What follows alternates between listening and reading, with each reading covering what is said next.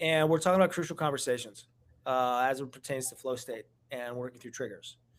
So Magdalena and I have the distinct pleasure in our friendship of triggering each other, and I think it's really significant the work that she's done, the work that I've done, so that when crucial conversations come up, we're able to work through them. And the so what of this is the triggers are my responsibility, but having people that care about me to help me see my triggers and know that they point to trauma. If I release the trauma, I'm actually releasing the brakes of how our team can work together.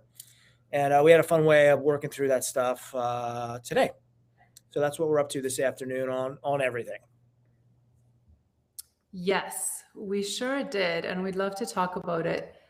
I also would love to stream this live to my people. So let me just give me like 2 seconds so I can do that. And then, Brian, you can just keep talking for a little moment. All right, so I thought this was really significant, right? So there's this idea of how valuable, like really good communication is, and a lot of this I learned from the Gene Keys, specifically the Venus sequence.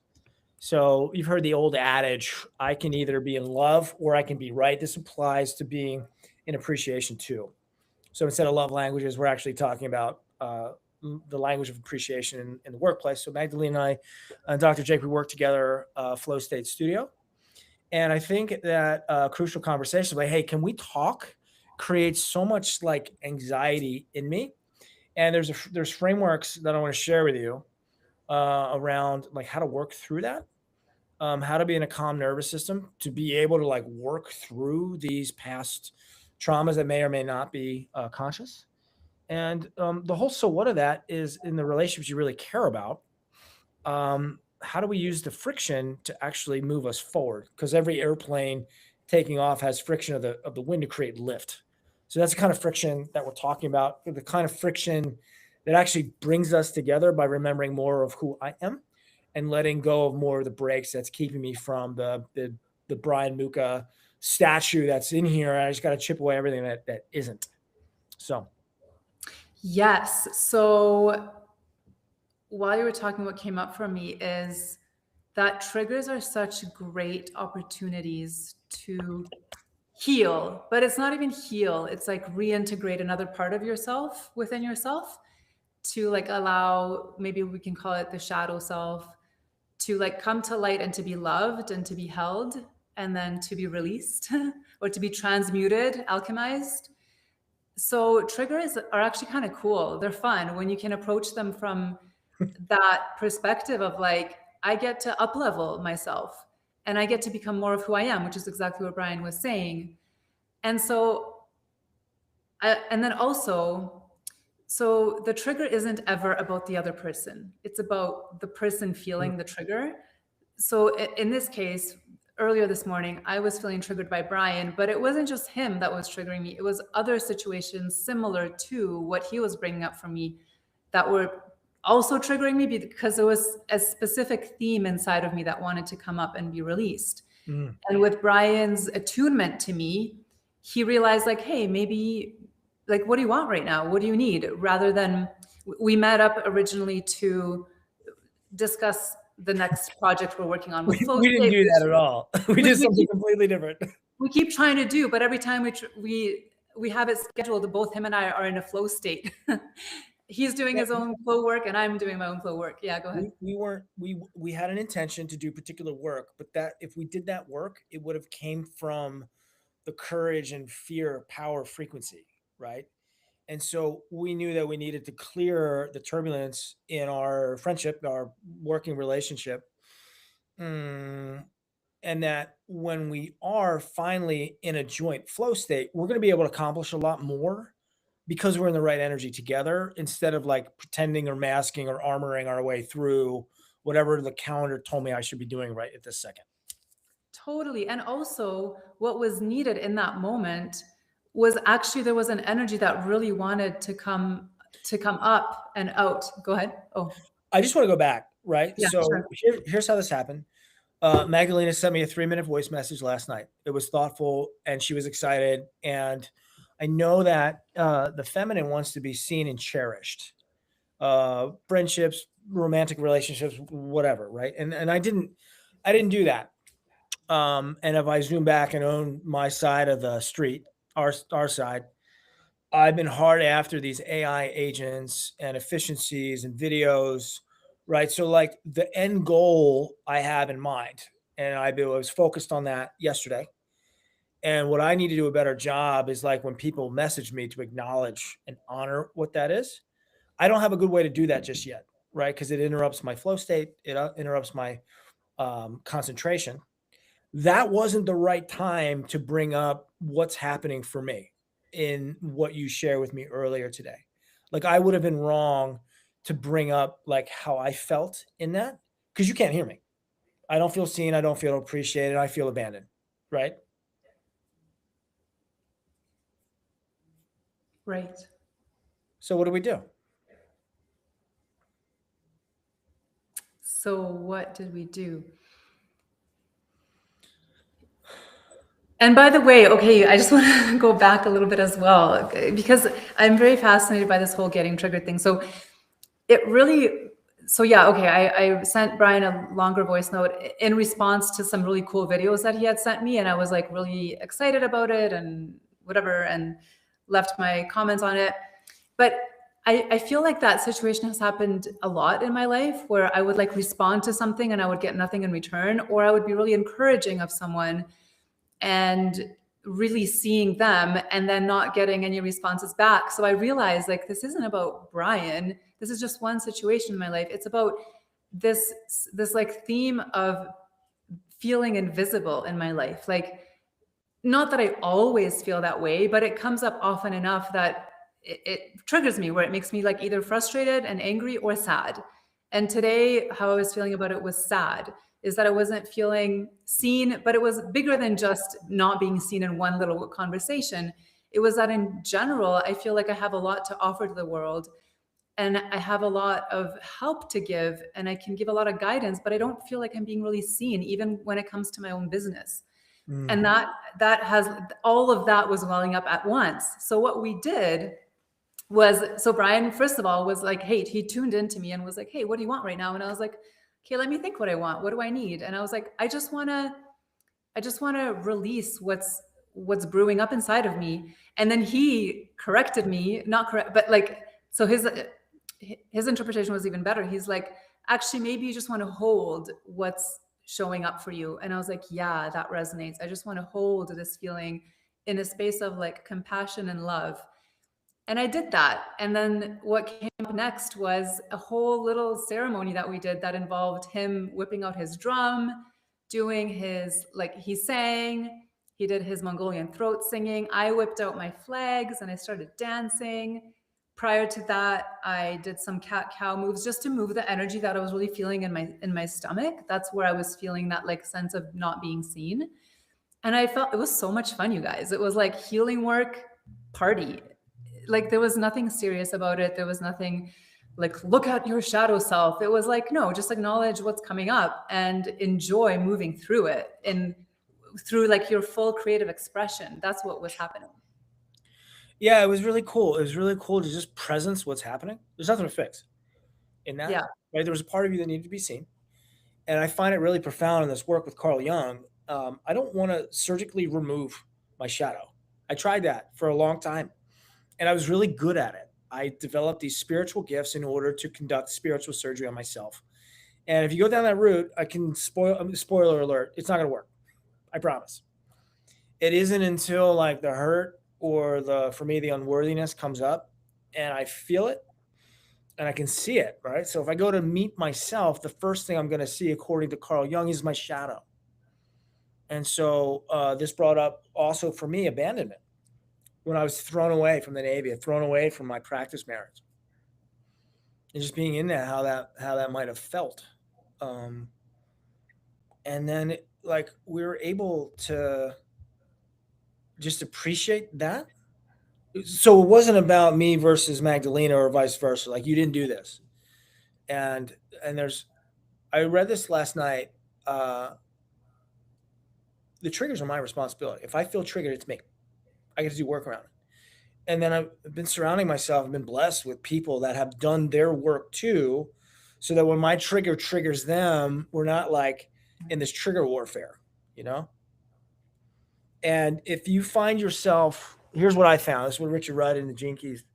The name of this protocol doesn't matter. It could be useful.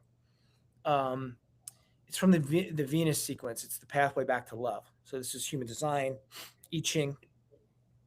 And in the heated emotional moment, whoever is playing the anchor in that, the masculine role, and Magdalene, you were playing the feminine role here in the trigger, it's not the right time for me to share my triggers in that moment.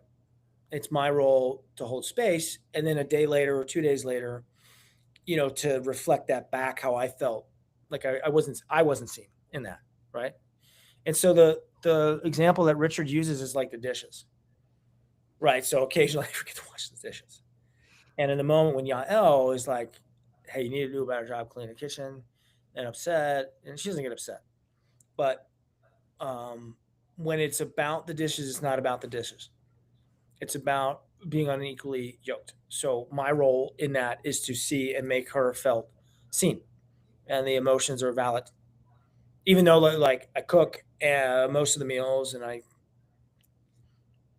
in the moment, it's not my place to justify all the times that that's not true.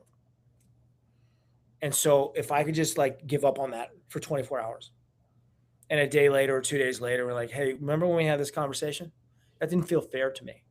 Now that my little 6-year-old feels seen, knows that there's going to be an opportunity for me to feel seen. But if I feel seen while this person's trying to be seen, no one will see each other. Yeah, it's assured mutual destruction. And because I know that dynamic, and because I know that dimension, I can hold space for that without pushing my stuff down. I'm delaying it. That's the thing, when you can just recognize if you see somebody being triggered, if you can just like hold your own and get grounded and just be the space for them to express themselves, rather than get in your ego about it and be like, well, no, you're wrong and I'm right, and hear me out and hear me out. If you can just kind of take a pause and be like, this person needs a little bit of TLC right now, then you can avoid divorces. You can avoid breaking up business contracts. Like you can avoid major conflict. Like, and you can move through it so quickly. Like the way we moved through that situation so quickly as friends and business partners was amazing. Like it turned into something fun. It turned into literally singing and dancing. And then I felt so much lighter, and I felt like, just something shifted in me. And then Brian felt better because he got to experience my better energy. So if you can just refrain and take that pause, rather than instantly reacting and instantly wanting to prove that you're right and that you also want to be seen in this moment, it can really avoid a lot of big problems, and it can make life just more pleasurable. And the more you see, you get, most of the time, I'm not going to say it's a guarantee, but with the general public, if you spend time and effort being that space for somebody, they're more likely to be that space for you in return, typically. And if they're a repeat habitual line crosser in that, then it might be time to go your separate ways. That's right. I was just going to add the caveat for that. You always have the opportunity. You're like, I'm not even gonna fight this. This is the beauty of renunciation. And the villains that I see in my life, I lose the second that I enter into their frame. And my brother, he has a great adage: never argue with an idiot, for they will bring you down to their level and then beat you with experience. Don't get into that. I don't want to get into the mud throwing, and I just opt out. Delay or whatever. For me, that's what I'm saying for myself. And I want to highlight one more thing. If I find myself in an argument where the person is saying, you better do this or you better not do that again, if in the heat of an argument, I'm giving out ultimatums, like if you would do this again, it's over, that is a chef's kiss of death for a relationship, whether that's in your business, whether it's your marriage, whether it's a friendship. If I start giving orders and ultimatums, now here's the calling, here's the gift, or the acidic level, to quote the I Ching and Richard Rudd. I'm going to control myself. I want to say, look, I'm heated in this. I don't want to share something that I'm going to regret later. I'm going to take a pause. I love you. I can't have this conversation right this second. I own me. That's the only person in that skirmish that I can own is me. And if that other person's like, well, if you walk away right now, I have every right to walk away in this. And just to like not hold that against them in the heat of the battle, right? In the ultimatum and the old patterns, and maybe they learn that from their parents or whatever. Walk away. Find a time when you both can find some coherence. That's what we did. And we'll talk about the business stuff that we need to talk about at another time. You know, and also to your point, sometimes we do say things that we later regret in the moment. You know, sometimes we don't, and we're able to keep our composure and leave and take a walk and take our glass of water to regulate our nervous system. But sometimes we don't. And we do say stuff that we wish we didn't say. So if we can just all be more compassionate toward each other, like I really believe in the power of forgiveness. So if somebody does say something really shitty towards you, but then they come and apologize, have a little bit of compassion and openness and hear them out. Because I've seen people block people out of their lives because they said something that they just simply couldn't get over. But it's like, maybe you're doing yourself a disservice, because maybe this actually was a great relationship, but because of one thing somebody said that that triggered you, really. It's the trigger. Yeah. This person's triggered your trigger, right? And it's like, it's not their fault. It is their responsibility, right? Like you get to decide how people talk to you, and I get to decide that too. And so if this person, like, for example, there's an Aries in my life, she can't control her mouth when she's angry. And whatever comes out will be the most hateful, like cut you to the core if it's still a trigger. And if I know in those moments, that's just her being reactionary. Yeah. It's not about me. Yeah. I'm playing the boogeyman in this person, and my role there is to trigger this person so they can see where they are not yet free. Yeah. And I used to hate playing that role, and now it's like, what an honor. I'll play the Phantom of the Opera, so this amazing Broadway show can, the person's life can like get the lessons.